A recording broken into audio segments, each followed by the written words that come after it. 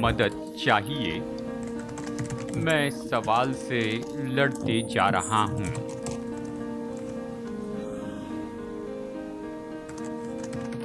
कि कैसे सच्ची खुशी पा सकते हैं।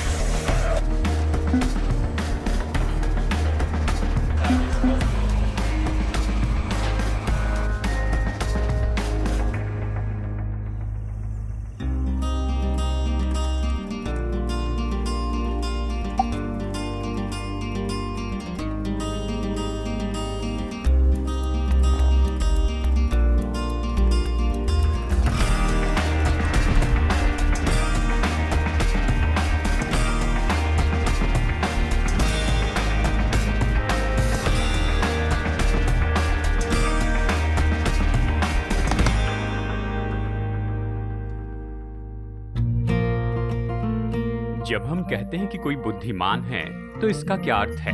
सामान्य रूप में हमारा अर्थ है कि ये बहुत ही ज्ञानी है या बहुत समझदारी रखते हैं या जीवन के बारे में सवालों का जवाब दे सकते हैं। लेकिन पुराने नियम में बुद्धि के बारे में मजबूत अर्थ था। बुद्धि के लिए यहाँ पर महारत शब्द उपयोग किया गया। बुद्धिमान व्यक्ति जानता है कि महारत से अपना जीवन कैसे जिए। आपको परमेश्वर के दृष्टिकोण से अपना जीवन जीना चाहिए। हेलो, मैं हूँ डेविड जर्मया और मैं संदेशों की श्रृंखला में आपका स्वागत करता हूँ। पृथ्वी पर स्वर्ग खोजना। बाइबल में राजा सुलेमान ने बाकी सबसे बढ़कर बुद्धि के बारे में लिखा और उसने सबोपदेशक में जो लिखा हम उसका अध्ययन कर रहे हैं। सच्ची खुशी पाने के बारे में, जीवन को महारत के साथ देखने द्वारा, बुद्धिमान जीवन जीने के द्वारा। आज का संदेश बुद्धि के लिए हमें धन्यवाद देना चाहिए। यह हमें दृष्टिकोण और सामर्थ बताता है जो खुशी की हमारी तलाश में बुद्धि हमें बताती है। तो आइए देखते हैं यहीं पर दिशा परिवर्तन के इस एडिशन में।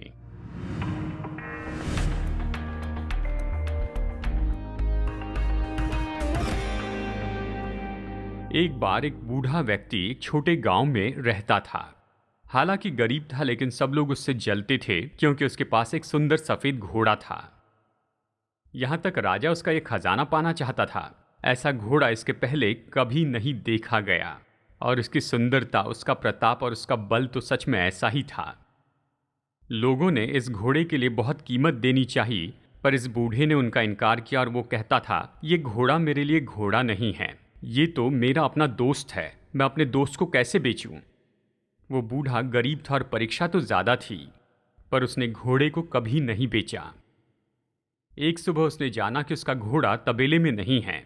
सारा गांव उसे देखने के लिए आया। तुम तो मूर्ख हो, उन सब ने कहा।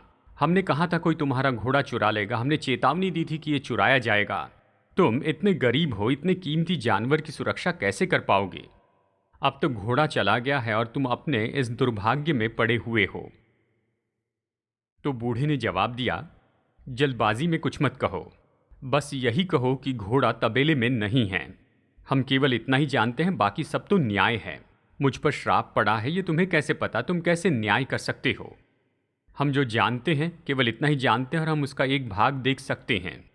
कौन जाने कि आगे क्या आएगा। गांव के लोग हंस पड़े। उन्होंने सोचा कि ये पागल हो गया है। वो हमेशा सोचते थे कि ये मूर्ख है, अगर नहीं तो ये घोड़े को बेच देता और उन पैसों से जीता, लेकिन ये तो गरीब लकड़हारा था। ये बूढ़ा व्यक्ति प्रतिदिन जंगल में जाकर लकड़ी काट कर लाता था और उसे बेचा करता था। बड़ी मुश्किल से अपना गुजारा करता, बड़ी गरीबी में था। अब उसने साबित किया था कि वो मूर्ख है। 15 दिनों के बाद घोड़ा लौट आया। वो चोरी नहीं हुआ था, वो तो जंगल में भाग गया था। केवल वो वापस ही नहीं आया, अपने साथ 1 दर्जन जंगली घोड़े ले आया। एक बार फिर से गांव वाले एक साथ जमा हुए। उन्होंने लकड़हारे से कहा, हे बूढ़े, तुम सही थे, हम गलत थे। हमने जिसे श्राप सोचा वो आशीष है, हमें माफ करना। तो उसने जवाब दिया, भी तुम बहुत ज्यादा बोल रहे हो। बस यही कहो कि घोड़ा लौट आया है। हाँ, 1 दर्जन घोड़े उसके साथ में आए हैं, लेकिन न्याय मत करो। तुम कैसे जानोगे कि यह आशीष है या नहीं? तुम एक पहलू जानते हो, पूरी कहानी जाने बिना कैसे न्याय कर सकते हो? किताब का एक पन्ना पढ़ के पूरे किताब के बारे में कहते हो, वाक्य का एक शब्द पढ़ते हो, क्या तुम पूरे वाक्य को समझ पाओगे? जीवन इतना बड़ा है, लेकिन जीवन के बारे में बस एक शब्द या एक पन्ने से कहते हो। आपके पास बस एक पहलू है। ये मत कहना कि आशीष है, कोई नहीं जानता है। जो मैं जानता हूं उसी में खुश हूं, जो नहीं जानता उसके बारे में कुछ नहीं कहूंगा। तो शायद ये बूढ़ा सही होगा, इस तरह से लोगों ने आपस में कहा। वो अपने भीतर में जानते थे कि वो गलत है। वो जानते थे ये आशीष है, क्योंकि 1 दर्जन जंगली घोड़े उस घोड़े के साथ वापस आए थे। थोड़ा काम करके उन्हें ट्रेन करना था और फिर उन घोड़ों को बड़ी कीमत में बेच सकते थे। इस बूढ़े का एक बेटा था, उसका इकलौता बेटा था, और वो नौजवान इन घोड़ों की सवारी करने लगा। कुछ दिनों के बाद वो एक घोड़े से नीचे गिर गया और दोनों पैर टूट गए। फिर गांव वाले इस बूढ़े के पास में आए और अपनी अपनी बातें कहने लगे। तुमने सही कहा था, 1 दर्जन घोड़े तुम्हारे लिए आशीष नहीं है, ये तो तुम्हारे लिए श्राप है। तुम्हारे बेटे के दोनों पैर टूट गए, तुम्हारे बुढ़ापे मदद के लिए कोई नहीं, अब तुम पहले से भी कंगाल हो। तो उस बूढ़े ने कहा, तुम लोग न्याय करने में बहुत जल्दबाजी करते हो। जल्दबाजी मत करो। बस ये कहो कि मेरे बेटे के पैर टूट गए। कौन जाने ये आशीष है या श्राप है, कोई नहीं जानता। हम बस एक भाग जानते हैं और जीवन ऐसे भागों में आता है। लेकिन कुछ दिनों के बाद में उस देश का पड़ोसी देश के साथ में युद्ध हो गया। गांव के सभी जवानों को सेना में जुड़ना था, लेकिन इस बूढ़े के बेटे को छोड़ दिया गया क्योंकि वो जख्मी था। एक बार फिर से गांव वाले वहां पर रोते बिलखते उसके पास आए, क्योंकि उनके बेटे चले गए थे। उनके लौटने की संभावना बहुत कम थी। बड़ा युद्ध होने वाला था और आशा थी कि ये हार जाएंगे और वो अपने बेटों को फिर नहीं देख पाएंगे। वो रोते हुए कहने लगे, तुम सही हो, परमेश्वर जानते हैं कि तुम सही हो। तुम्हारे बेटे का एक्सीडेंट तो आशीष है, शायद उसके पैर टूट गए, लेकिन कम से कम वो तुम्हारे साथ है। हमारे बेटे तो हमेशा के लिए चले गए। उस बूढ़े ने फिर से कहा कि तुम लोगों के साथ में बात करना ही असंभव है। तुम हमेशा निष्कर्ष निकाल लेते हो। कोई नहीं जानता कि यह आशीष है या फिर श्राप है। कोई इसे जानने के लिए इतना बुद्धिमान नहीं, केवल परमेश्वर ही जानता है। इस लकड़हारे ने सबोपदेशक में सुलेमान के इन सारे शब्दों के सार को समझ लिया था। बुद्धि ये नहीं कि कवर देखकर किताब के बारे में कह दे। बुद्धि ये समझने में है कि आपके पास केवल एक पहलू है, केवल परमेश्वर के पास पूरी मैन्युस्क्रिप्ट है। हम कितने आशीषित होंगे अगर हमारे पास लकड़हारे की ये बुद्धि हो और सुलेमान की बुद्धि हो। हमने अध्याय 7 के अंतिम भाग में सराहना के 2 महान कारणों को देखा है। अगर हमारे पास बुद्धि है तो बुद्धि के दृष्टिकोण के लिए हमें धन्यवाद देना चाहिए और हमारे जीवन में उसकी सामर्थ्य के लिए भी। सबसे पहले वचन 11 से 18 में सुलेमान हमें सिखाता है कि हमें बुद्धि के दृष्टिकोण के लिए परमेश्वर को धन्यवाद देना है। बुद्धि शायद हमारी सारी समस्याओं को हल न करें और ये शायद सभी मुश्किल चीज़ों को बहुत अच्छा न बनाएं, लेकिन बुद्धि हमें समझ देती है कि देखें कि क्या हो रहा है और हमारी मदद करती है कि हम दृष्टिकोण में देखते जाएं। उदाहरण के लिए बुद्धि संपन्नता में हमारी मदद करती है। वचन 11 और 12 कहता है, बुद्धि मिरास के साथ अच्छी होती है, वरन जीवित रहने के लिए लाभकारी है, क्योंकि बुद्धि की आड़ रुपए की आड़ का काम देता है। परंतु ज्ञान की श्रेष्ठता यह है कि बुद्धि से उसके रखने वाले के प्राण की रक्षा होती है। सुलेमान कहता है कि अच्छी विरासत होने से अच्छा है कि हमारे पास में अच्छी बुद्धि हो। बुद्धि की कीमत घटती नहीं है और इसमें कभी मंदी नहीं आती है। और सुलेमान ये कहता है कि जिस व्यक्ति के पास में बुद्धि और पैसा है वो तो दुगना आशीषित है, और सच में ये उसकी 2 गुना रक्षा करती है। जिनके पास बुद्धि होती है उन्हें जीवन मिलता है। सुलेमान ने नीति वचन में यही तो कहा, यहाँ पर वो फिर से कहता है नीति वचन 8:35 में, क्योंकि जो कोई मुझे पाता है यानी बुद्धि, वो जीवन को पाता है और यहोवा उससे प्रसन्न होता है। सुलेमान के अनुसार बुद्धि तो ऐसा आश्चर्य है जो उनके पास में है, और ये तो पैसों से भी बढ़कर सुरक्षा देती है। फिर कहता है बुद्धि हमें विधिवत काम करने के लिए मदद करती है। देखिए वचन 13 और 14, परमेश्वर के काम पर दृष्टि कर, जिस वस्तु को उसने टेढ़ा किया हो उसे कौन सीधा कर सकता है। सुख के दिन सुख मान और दुख के दिन सोच, क्योंकि परमेश्वर ने दोनों को एक ही संग रखा है, जिससे मनुष्य उसके बाद होने वाली किसी बात को न समझ सके। इस तरह ये कहता है। सुलेमान कहता है कि मुद्दा तो ये है, मुश्किलें परमेश्वर ने नियुक्त की हैं, ये टेढ़ी चीज़ें जिन्हें हम सीधा नहीं कर सकते हैं। सुलेमान कहता है कि जो टेढ़ी चीज़ें हैं वो मुश्किलें हैं। बात यह है कि जो मुश्किलें हैं वो तो परमेश्वर की ओर से ही बनी हैं, और टेढ़ी चीज़ें जिसके बारे में हम सोचते हैं इसे सीधा करना है, ये तो मुश्किलों का ही उपहार हैं। सुलेमान हमें सिखाता है कि हमें परमेश्वर को धन्यवाद देना है, क्योंकि हमने मुश्किलों से भी सीखा है। जब सब कुछ अच्छा होता है तो हम आनंद मनाते हैं और धन्यवाद देते हैं कि आप धन्यवाद देना सीख सकते हैं कि तूफान में परमेश्वर आपके साथ में हैं। मैं आपसे सच कहता हूँ, परमेश्वर आपके इतने करीब कभी नहीं रहते, उतने करीब जब आप मुश्किलों से जाते हैं। और आप लगभग लोगों के लिए खेद करते हैं जो कभी उस जगह पर नहीं गए हैं, कि परमेश्वर के अद्भुत प्रयोजन को देखें और उसे अनुभव करते जाएं। और फिर सुलेमान यहाँ पर कहता है, चलिए मैं संक्षिप्त में बताऊं, शायद आप इस बात को समझ भी न पाएं, तो इसके बारे में मत सोचिए, इसकी चिंता मत कीजिए। वो भविष्य जानते हैं और आप नहीं जानते। परमेश्वर परमेश्वर हो और आप हो। संपन्नता से व्यवहार करने की बुद्धि, विधिवत काम करना। फिर वो तीसरा विचार बताता है वचन 15 से 18 में, जीवन की पहेलियों से निपटने के लिए बुद्धि। मतलब जीवन तो पहेलियों से भरा है, हर दिन एक पहेली होती है, आप उसका अनुमान नहीं लगा पाते। वचन 15 में एक पहेली बताता है, वो है पलट कर प्रतिफल मिलना। इसे जरा सुनिए। अपने व्यर्थ जीवन में मैंने ये सब कुछ देखा है। कोई धर्मी अपने धर्म का काम करते हुए नष्ट हो जाता है और दुष्ट बुराई करते हुए दीर्घायु होता है। हमने इस सीरीज में इससे पहले भी देखा है, तो मैं यहाँ ज़्यादा समय नहीं बिताऊंगा। दुष्ट क्यों संपन्न होते हैं और धर्मी क्यों दुख उठाता है? सुलेमान कहता है, वो चाहता है कि हम समझ लें कि हम इस पहेली के केवल बाहरी भाग को देख रहे हैं, लेकिन हमें इसकी तह तक जाना होगा ताकि हम समझ पाए कि परमेश्वर क्या करने वाले हैं। और सच्चाई तो ये है कि हम कभी भी पूरे रूप में इस जीवन में से नहीं कर सकते हैं। देखिए राजा सुलेमान इस किताब के 11वें अध्याय में क्या कहता है, जिसका हम अध्ययन कर रहे हैं। देखिए वचन 5, वो कहता है, जैसे तू वायु के चलने का मार्ग नहीं जानता और किस रीति से गर्भवती के पेट में हड्डियां बढ़ती है, वैसे ही तू परमेश्वर का काम नहीं जानता जो सब कुछ करता है। नहीं जानते, इसे समझ नहीं पाते हैं। क्या आप इससे परेशान हैं? मैं जानता हूं क्यों, क्योंकि उसके मार्ग तो मेरे मार्गों से ऊंचे हैं, उसके विचार मेरे विचारों से बड़े हैं। वो तो इतिहास के महान परमेश्वर हैं, इसलिए मैं उसकी आराधना करता हूं। अगर मैं उसे पूरी तरह से समझ जाऊं तो वो परमेश्वर नहीं रहेंगे, मैं हो जाऊंगा। वो इतिहास के परमेश्वर हैं, विधियों के परमेश्वर जिसकी मैं आराधना करता हूं, परमेश्वर जिसकी मैं सराहना करता हूं। वो जो कुछ भी करते हैं, हालांकि मैं सारी बात नहीं समझ पाता हूं। हम जानते हैं परमेश्वर प्रेमी है, वो अपनी संतानों की परवाह करते हैं। और हम ये भी जानते हैं परमेश्वर सामर्थी है, जो चाहे वो कर सकते हैं। कैसे परमेश्वर का प्रेम और उसकी सामर्थ उसकी इच्छा में जुड़े हैं, हम इसे नहीं जानते और कभी नहीं जान पाएंगे। सुलेमान कहता है कि तुम इसे कभी नहीं समझ पाओगे, लेकिन जो आनंद तुम उठा सकते हो, ये बात तुम्हें कभी उससे रोकनी नहीं चाहिए। ये प्रत्युत्तर में मिलने वाला प्रतिफल है। हम धर्मी बयानबाजी की पहेली में आते हैं, और ये तो सभोपदेशक की किताब में सबसे मुश्किल भाग है, और ये पूरी किताब में ऐसा भाग है जिसका गलत अर्थ बताया गया है।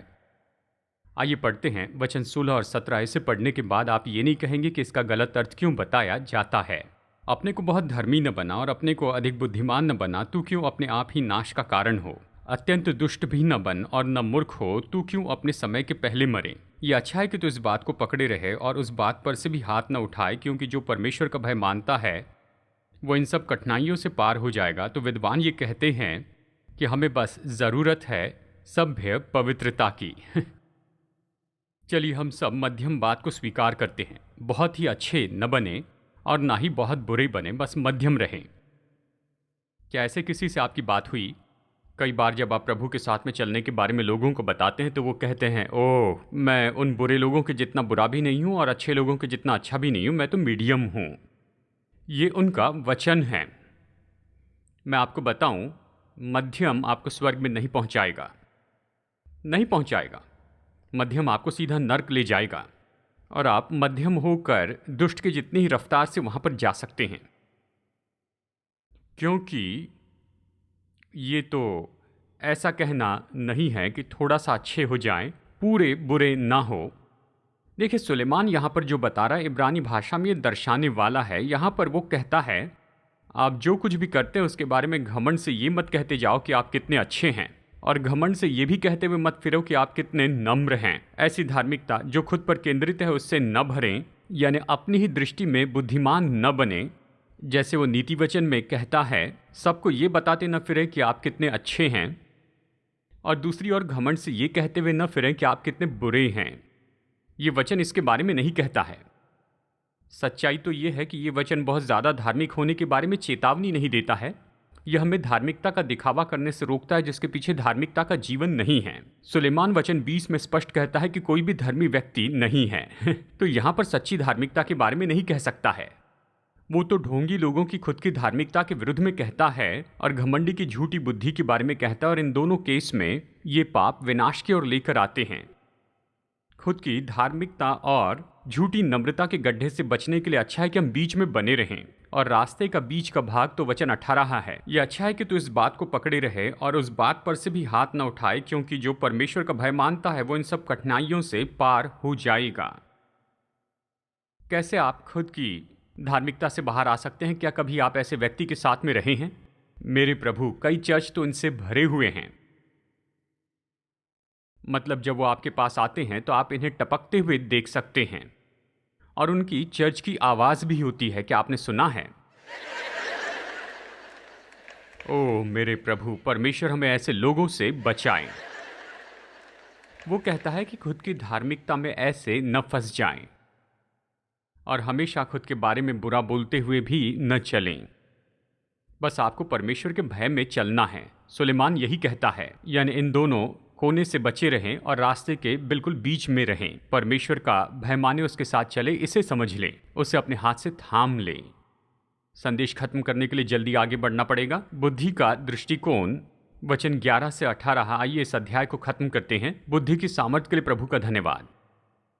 यह हमें यहाँ पर बताता है कि खैर बुद्धि सब कुछ हल तो नहीं करती है, और साथ ही आप जो जवाब पाना चाहते हैं सभी के जवाब तो ये आपको नहीं देती, लेकिन सबसे पहले दृष्टिकोण देती है जो हमने देखा है। विधि समझने में मदद करती है, संपन्नता समझने में मदद करती है, कुछ पहेलियां सुलझाने में मदद करती है, उसे समझने में मदद करती है।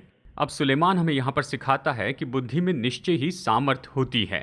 वचन 19 और 20 में कहता है, बुद्धि ही से नगर के 10 हाकिमों की अपेक्षा बुद्धिमान को अधिक सामर्थ प्राप्त होती है। निस्संदेह पृथ्वी पर कोई ऐसा धर्मी मनुष्य नहीं जो भलाई ही करे और जिससे पाप न हुआ हो। बुद्धिमान मनुष्य परमेश्वर का इतना भय मानता है कि उसके पास सामर्थ होती है। वो तो परमेश्वर से इतना डरता है कि मनुष्य का डर नहीं रखता। आपको इसी सामर्थ की जरूरत है। मैं परमेश्वर का भय मानता हूं इसलिए मनुष्य से नहीं डरता। वो प्रभु के साथ में चलता है, भरोसा रखता है कि वो बिल्कुल ठीक रहेगा। मनुष्य जो कि पाप में है उनका वो सामना करता है। वो परमेश्वर में अपने जवाब पाता है क्योंकि उसकी आत्मा परमेश्वर में बनी रहती है। अपनी बुद्धि से वो सामर्थ पाता है और नगर के 10 हाकिमों से भी ज़्यादा सामर्थी हो जाता है। वो भरोसे से समस्या का सामना करता है क्योंकि अपने परमेश्वर को जानता है। पुराना नियम कहता है जो अपने परमेश्वर को जानते हैं वो महान काम करेंगे। जब आप परमेश्वर को जानेंगे तो आप बलवान हो जाएंगे। लोग क्या कह रहे हैं इसकी परवाह बिल्कुल नहीं करेंगे। मैं पुराने नियम के शद्रक, मेशक और अबेदनगो के बारे में सोचता हूँ जिनसे कहा गया अगर वो दंडवत नहीं करेंगे तो जलाए जाएंगे। उन्होंने दंडवत नहीं किया, उन्हें जलाने की कोशिश की पर नहीं जले। उन्होंने कहा महान परमेश्वर की सेवा करते हैं। अगर वो हमें छुड़ाना चाहता है तो ठीक है, नहीं भी छुड़ाए तो वो हमारा परमेश्वर है। हम तुझसे नहीं डरते। राजा नबूकदनेस्सर, प्रभु को जानने पर आप सामर्थी होंगे, भरोसा रखेंगे। समस्याओं से निपटने के लिए आपके पास बुद्धि होगी, और ये तो सभी लोग चाहेंगे। वचन 21 और 22 में अपने कर्मचारियों से व्यवहार करने के लिए बुद्धि। जितनी बातें कही जाए सब पर कान न लगाना। ऐसा न हो कि तू सुने कि तेरा दास तुझे श्राप देता है, क्योंकि तू आप जानता है कि तूने भी बहुत बार दूसरों को श्राप दिया है। जब लोग हमारे बारे में कहें और हम परेशान होते हैं तो हम उन्हें अपने से ऊंचा स्थान दे रहे हैं, क्योंकि हम तो इसी तरह से करने के लिए आदी हो गए हैं। ये सच है ना? जब कोई आपके बारे में कहता है तो आप उसके लिए परेशान हो जाते हैं, आप उनके बारे में कहने लगते हैं। समस्या से निपटने के लिए और कर्मचारियों से व्यवहार के लिए बुद्धि। तीसरी बात, हम जिन मुश्किलों का अनुभव करते हैं उनसे निपटने के लिए बुद्धि। वचन 23 से 25 कहता है, ये सब मैंने बुद्धि से जांच लिया है। मैंने कहा मैं बुद्धिमान हो जाऊंगा, परंतु ये मुझसे दूर रहा। वो जो दूर और अत्यंत गहरा है उसका भेद कौन पा सकता है। मैंने अपना मन लगाया कि बुद्धि के विषय में जान लूं और खोज निकालूं और उसका भेद जानूं और दुष्टता की मूर्खता और मूर्खता जो मेरा बावलापन है को जानूं। सुलेमान कहता है, मैं ये सारी बातें नहीं समझ पाता हूं। यहां पर यह पूरी किताब है जहां पर उसने लिखा है कि मैं इसे नहीं समझ पाता हूं। उसके लिए ठीक है क्योंकि वो अपने परमेश्वर को समझता है और उसका परमेश्वर सारी समझ के ऊपर में अधिकारी है। तो वो वाक्य जो कि हम बचपन में उपयोग किया करते थे, मुझे भविष्य के बारे में पता नहीं लेकिन मेरा भविष्य जिसके हाथ में है उससे मैं जानता हूं। सुलेमान हमें बता रहा है, जिन बातों को आप नहीं समझ पाते हैं उसके पीछे परेशान ना हो, क्योंकि अगर आप ऐसे करने की कोशिश करेंगे तो आप खुद पागल हो जाएंगे। इस संसार और जीवन में ऐसा बहुत कुछ है जिसे हम समझ नहीं पाते हैं, पर एक बात हम जानते हैं कि परमेश्वर भला है। आपको याद है ये बात कि परमेश्वर की योजना भली है, उसका उद्देश्य स्पष्ट है, पर उसका प्रोग्राम बहुत अजीब है। मैं बस पहले दो को देख लूंगा और तीसरे से वही निपट ले। मुझे उसकी योजना और उद्देश्य पसंद है, मैं ये जानता हूं, पर कई बार समझ नहीं पाता हूं कि वो क्या करने वाले हैं, लेकिन ये ठीक है। समस्या और जिन लोगों को कर्मचारी रखते हैं उनसे निपटने की बुद्धि और जिन उलझनों का हम अनुभव करते हैं। तो अब देखिए नंबर 4, जिन गड्ढों से हम बचे हैं उनसे निपटने के लिए बुद्धि। वचन 26 से 29 तक देखते, ऐसा लगता है यह अध्याय से बाहर का है, लेकिन ऐसी बात नहीं है। मैंने मृत्यु से भी अधिक दुखदाई एक वस्तु पाई, अर्थात वो स्त्री जिसका मन फंदा और जाल है और जिसके हाथ हथकड़ियां हैं। जिस पुरुष से परमेश्वर प्रसन्न है वही उसे बचाएगा, परंतु पापी उसका शिकार हो जाएगा। सुलेमान इस अध्याय का अंत अजीब तरह से करता है। सभी पुरुषों गौर से सुनिए, हम सबके लिए है, इसलिए ध्यान से सुनिए। यह हमें बुद्धि की सामर्थ्य के बारे में बताता है जो हमें गलत संबंध से बाहर रखती है। बुद्धि आपको गड्ढे में गिरने से बचाएगी, जाल से बचाएगी, गलत संबंध के जाल से बचाएगी। बुद्धि आपको अफेयर से बाहर रखेगी, यही तो कहता है। रे स्ट्रेडमैन एक पास्टर जो कि उत्तर कैलिफोर्निया में पास्टर हुआ करते थे, अभी वो प्रभु के साथ हैं, अपने एक लेख में उन्होंने कहा कि सुलेमान खुद इस तरह के शारीरिक संबंध के जाल में फंस चुका था। वो बस प्रेम ढूंढता फिरा। बहुत से स्त्री और पुरुष उसकी बात समझ सकते हैं। वो प्रेम ढूंढते फिरा और उसे लगा कि स्त्रियों के साथ के संबंध में उसे ये मिलेगा। वो उसे ढूंढते रहा जिसके लिए वो सोचता था कि ये उसे बल देगा, जीवन को जीने योग्य बनाएगा, लेकिन वो केवल ऐसे गलत संबंध में फंसता गया। उसने खुद को ऐसे स्त्री के मध्य में पाया जिसने वो जो चाहता था वो कभी नहीं दिया, और वो बिल्कुल पहले जैसे ही अपने भीतर खालीपन और अकेलापन महसूस करने लगा। सुलेमान कहता है, पुरुषों बुद्धिमान हो, इस विचार में मत फंसो कि बाढ़े के उस पार की घास ज्यादा हरी भरी है। इस तरह से सोच में न फंसें कि आप अर्थ और खुशी और परिपूर्णता को पाएंगे और जो भी ढूंढ रहे हैं पाएंगे ऐसी स्त्री में जो आपकी पत्नी नहीं है। एक दिन एक भाई ने मुझसे पूछा, पास्टर जरमया, अगर गलत स्त्री से मेरी शादी हुई तो क्या? और मैं यही कहूंगा, अगर आप शादीशुदा है तो सही स्त्री से शादी की है। इससे अभी निपट ले और इस चर्चा को यहीं पर खत्म कर दें और उस स्त्री का आदर करें और शैतान को अवसर न दें कि आपको इस विचार में न फंसा दें कि आपको कहीं और बेहतर मिल सकता है, क्योंकि ऐसा कभी नहीं होता है। इसके लिए बहुत ज़्यादा कड़वी कीमत चुकानी पड़ती है, क्योंकि ये इसी तरह से है। आप अपने जीवन को देखिए। मैं उन लोगों के बारे में नहीं कह रहा हूँ जो मुश्किलों में से होकर गए हैं। शायद आप तलाक में से होकर गए हैं। आप चर्च में आते हैं, हम आपसे प्यार करते हैं, आपकी सेवा करते हैं और आपको दूसरे बाकी सभी लोगों की तुलना में नीचा नहीं देखते हैं। हम एक साथ मिलकर कॉफ़ी पी सकते हैं यहाँ पास के कैफ़े में। अगर मैं पूछूं तो आप निश्चय अपनी कहानी हमें बता सकते हैं और आपकी कहानी तो परमेश्वर के अनुग्रह से भरी होगी। हम इसमें मदद करेंगे। आपको एक और मौका मिला है, लेकिन ये तो दुख के साथ में है। ये तो बिल्कुल मरने तक के दुख के जैसे है। एक संबंध जो कि पहले था और अभी नहीं रहा। और आप लोग जो आशीषित हैं, हम इसमें से नहीं होकर गए हैं। आप जानते हैं कि जीवन कैसा है, कि एक साथ मिलकर दीर्घायु के वैवाहिक जीवन को देखें और उन खोज को याद करें और नज़दीकी को याद करें और आनंद और उन्नति याद करें और याद करें वो सब जो हमने एक साथ में बांटा है। और हर यादें तो उन्हीं पन्नों पर हैं, क्योंकि हमने जीवन में इन सारी चीज़ों को एक साथ बढ़ाया है। सुलेमान ये कहता है कि कोई ये सब कुछ आपसे चुराने न पाए, क्योंकि आपके घर में बुरा दिन रहा है या आपकी पत्नी के लिए दिन बुरा रहा है, जो भी हो मुझे पता नहीं, क्योंकि आपके जीवन साथी के साथ में आपके पास जो भी वो इतना विशेष है, आपको रुक कर परमेश्वर को धन्यवाद देना है। क्या आप इस बात से सहमत हैं? आमेन, आमेन।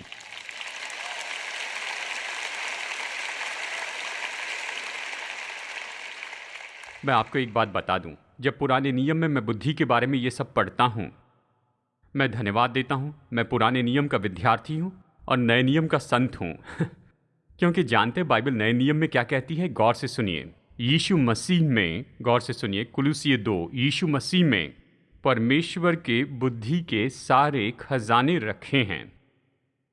जब आप इन मुश्किलों का सामना करते हैं और आपको पता नहीं कि क्या करें, आप इस सच्चाई को स्वीकार करें कि आप तो एक मनुष्य हैं, हम सब ऐसे ही हैं, हम में इतनी क्षमता नहीं कि सर्वशक्तिमान परमेश्वर को समझ सकें।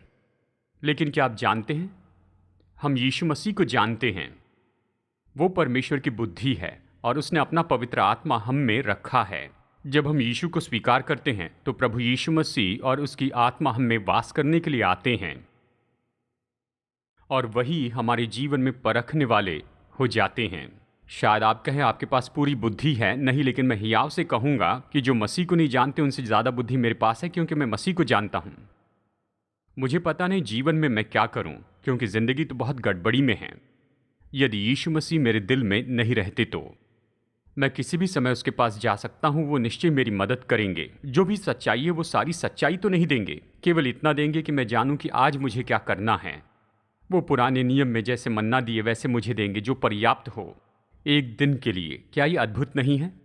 तो मैं आपको बताना चाहता हूँ कि एक बात मैंने सीखी है जीवन के बारे में। जब हम सभोपदेशक की किताब पढ़ते हैं कि आप नहीं चाहते कि सूरज के नीचे प्रभु के बिना रहें, लेकिन आप जीवन में आगे बढ़िए उसके पुत्र के साथ, यीशु मसीह के साथ। अगर यीशु को अपना उद्धारकर्ता नहीं बनाया है तो मैं आज आपसे विनती करता हूँ, इस पर सोचिए कि जीवन इससे बेहतर हो सकता है, बहुत बेहतर, क्योंकि वो आपको बहुतायत का जीवन देने के लिए आए हैं।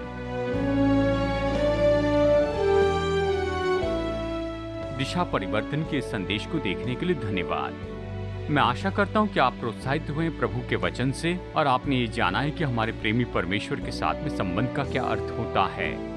अगर आपका उसके साथ कोई व्यक्तिगत संबंध नहीं है लेकिन ऐसा करना चाहते हैं तो आज इसे शुरू कर सकते हैं। परमेश्वर के उद्धार का मुफ्त वरदान पाने के लिए आपको यही करना है, अपने पापों से पश्चाताप करें और यीशु को अपना उद्धारकर्ता प्रभु स्वीकार करें। अगर आपने विश्वास का ये कदम उठाया है, मैं आपको प्रोत्साहित करता हूँ कि भरोसेमंद सेवकाई के साथ में जुड़िए या लोकल चर्च से और किसी को आपके निर्णय के बारे में जानने दीजिए। मेरी प्रार्थना है कि आप अपने इस नए विश्वास में निरंतर बढ़ते जाइए। प्रभु आपको आशीष दे और आपसे फिर मुलाकात होगी यहीं पर दिशा परिवर्तन में।